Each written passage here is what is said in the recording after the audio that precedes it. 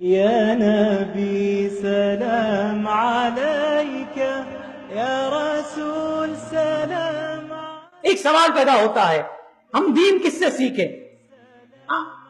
دین کی بات آتی ہے تو ہمارے لوگوں کا نظریہ یہ ہے کہ کسی بھی شخص کے پاس چلے جاؤ، جس کے چہرے پر داڑھی دیکھی، جس کے سر پر ٹوپی دیکھی، اس سے دین کا مسئلہ پوچھ لیا، شریعت کا مسئلہ عالم بتائے گا، مفتی اسلام بیان کرے گا۔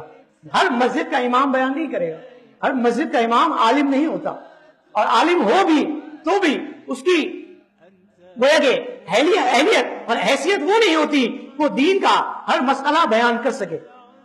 ہمیں کپڑا سلوانا ہو تو ہم درزی کے پاس جاتے ہیں، مکینک کے پاس نہیں جاتے۔ ہمیں پیٹ کی بیماری لگ جائے تو ہم ڈاکٹر کے پاس جاتے ہیں، کسی اور شخص کے پاس نہیں جاتے۔ تو جب دین کا مسئلہ ہو، دین کی بات ہو تو عالم کے پاس جانا ہے۔ عالم دین ہمیں بیان کرے گا کہ اس معاملے میں کیا ہمیں کرنا چاہیے۔ کنکلوژن کی طرف میں آتا ہوں۔ یہ سارا موضوع کہ شیطان کے ہتھ کنڈوں سے ہم نے خود کو بھی بچانا ہے اور اپنے لوگوں کو بھی بچانا ہے، اور اس دور میں جب ہمیں زندہ رہنا ہے، زندگی گزارنی ہے، تو کسی نے کیا خوب کہا ہے کہ لباس خضر میں یہاں سینکڑوں راہزن بھی پھرتے ہیں، اگر جینے کی خواہش ہے تو کچھ پہچان پیدا کر۔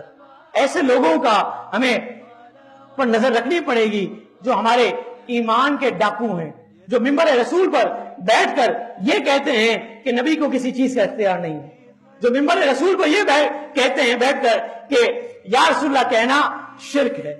اللہ رب العالمین ایسوں کے شروع فتنہ سے ہم سب کو محفوظ فرمائے، اس بھولی بھالی امت کو محفوظ فرمائے جو چہرے پر داڑھی اور سر پر امامہ دیکھ کر ان کو سننے کے لیے چلی جاتی ہے، اور یہ لوگ ان کے ایمان سے کھیلتے ہیں اور ان کو مس گائیڈ کرتے ہیں۔